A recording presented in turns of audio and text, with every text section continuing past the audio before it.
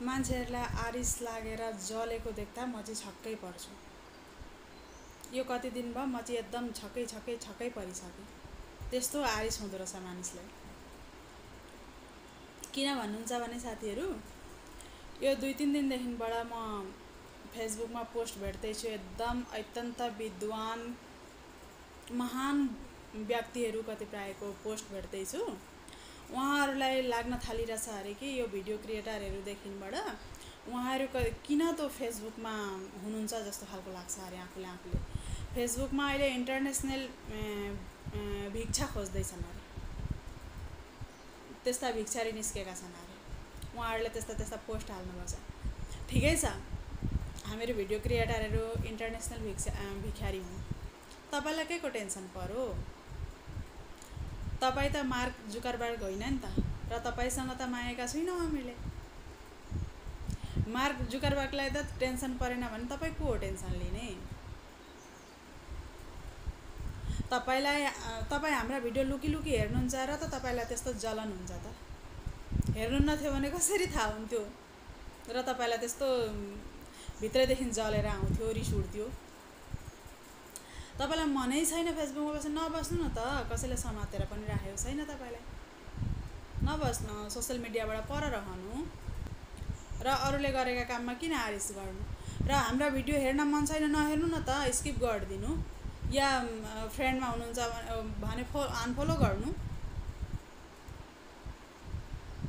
हामीलाई थाहा छैन हामीले कस्ता खालका भिडियो हालेको छौं भन्ने कुरो।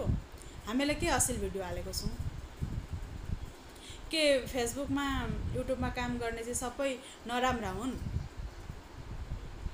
घर संसार सबै छोडेर त्यसैमा त लागेको छैन नि त। राति 12-1 बजे सुतेर बिहान 5 बजे उठेर घर संसार सबै समेलेर त्यसमा अलिकति टाइम निकालेर केही गरेर 2-1 पैसा महिलाले अर्निङ गर्दैछन् भने त्यसमा तपाईलाई रिस उठ्ने के दरकार छ? तपाईसँग त मागिदिएको छैन। अगर तपाईलाई त्यस्तै लाग्छ, तपाईसँगै मागेको जस्तो लाग्छ भने पे गर्नु न त सबैकामा। तपाई त त्यस्तो आफूलाई आफू अम्बानी जस्तो सोच्नु हुँदो रहेछ। गर्नु। अगर सक्नुहुन्न भने किन बोल्नुहुन्छ? 2 शब्द लेखेर पोस्ट गर्दाखेरि के हजुरहरु चाहिँ महान बनिनुहुन्छ? त्यति सजिलो छैन त फेसबुकमा या युट्युबमा काम गर्न पनि।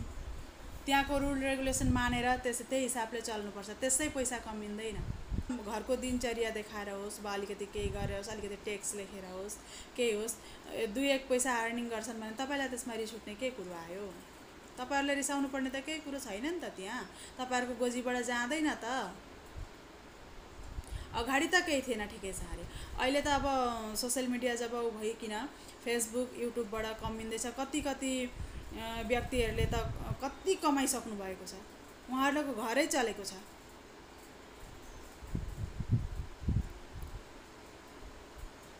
अनि तपाईलाई किन टाउको दुख्छ? जति पनि हाम्रा सोशल मिडियाका दिदी बहिनी काकी आमाहरु हुनुहुन्छ, के उहाँहरुले आफ्नो संसार सबै छोडेर त्यसैमा त लाग्नु भएको छैन नि त। कति राम्रो इन्कमहरु पनि गरिरहनु भएको छ नि त। अब त्यही कुरो हजुरहरुको चाहिँ बुढी छोरी सालीहरुले गर्नु भने चाहिँ त्यो चाहिँ एकदम राम्रो हुन्छ। तर अरूले गरेको चाहिँ किन त्यस्तो आरिस लाग्नु पर्ने हजुरहरुलाई? छक्क पर्छु म त। किन त्यस्तो टाउको दुखेको हजुरहरुलाई? मन लागेन नहेर्नु नि त। सकिन्छ राम्रो कमेन्ट गर्नु, सकिँदैन नहेर्नु। किन हरेक थोक बोलिरहनु हुन्छ? तपाई पनि त त्यही फेसबुकमा आएर लेख्दै हुनुहुन्छ नि त, पोस्ट दिँदै हुनुहुन्छ तपाईहरुले पनि। मन लाग्दैन रे। मन लाग्दैन भने लाग्दैन। हामीले त केही गर्दैको छैन, हामीले जोड पनि गरेको छैनौं हाम्रो भिडियो हेर्नुहोस् भनेर। अनफलो गर्नु, नहेर्नु। जसले मन पराउनुहुन्छ उहाँहरुले हेर्नुहुन्छ। यो फेसबुक युट्युबबाट यसरी इन्कम हुन्छ यस्तो खालको भन्ने त मलाई चाहिँ बिल्कुलै थाहा थिएन। बिहे अगाडि यस्तो खालको माहौल पनि थिएन र मसँग खास मोबाइल पनि थिएन। अब सिम्पल मोबाइल चलाउँथे म।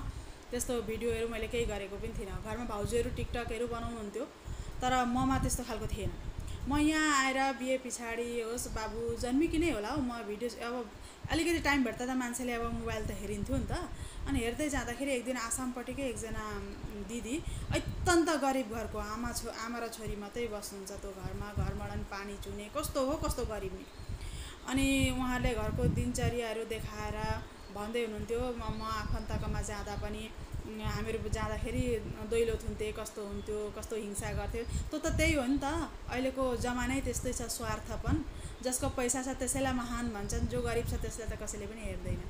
र उहाँले जब त युट्युब र फेसबुक खोल्नुभयो अरे, कसैले भन्थ्यो उहाँलाई पनि सेकेन्ड ह्यान्ड मोबाइल ल्याएर, अनि त्यो खोलेर उ गरे पछाडि नभन्दै उहाँका फलोवर पनि धेरै भए, सब्सक्राइबर पनि।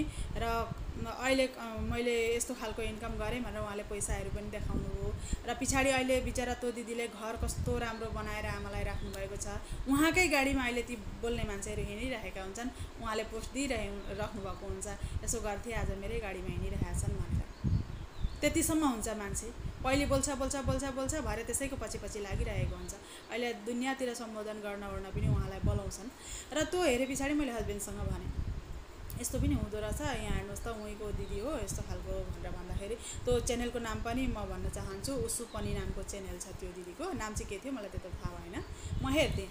तर उहाँले भन्नु तिमीलाई थाहा छैन, हुन्छ त यस्तो, म त अगाडि नै देखिबाट यो जान्दछु भनेर भन्नुभयो। उहाँले चाहिँ अब उहाँको चाहिँ च्यानल थियो, चलाइरहनु भएको थियो। अब उहाँ त गाउने मान्छे, त्यो गाएर अपलोडहरू गरिरहनु हुन्थ्यो। अनि मलाई यो भिडियो सिडियोको आइडिया पनि थिएन।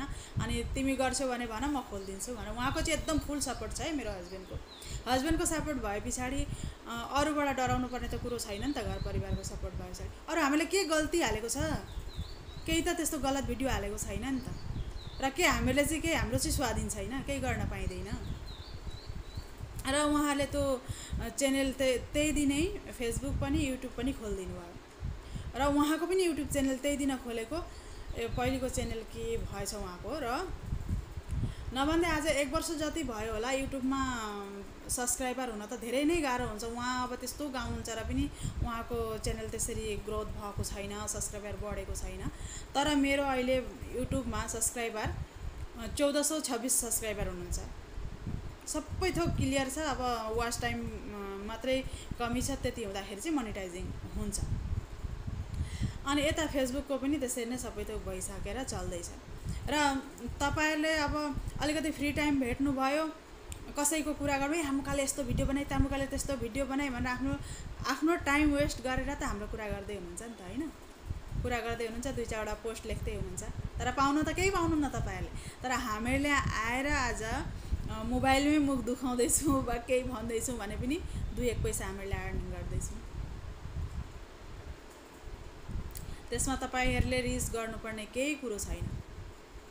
हामीलाई थाहा छ हामीले कस्तो भिडियो हाल्नुपर्छ, कस्तो पर्दैन, कहाँ कस्तो खालको काम गर्नुपर्छ भन्ने कुरो।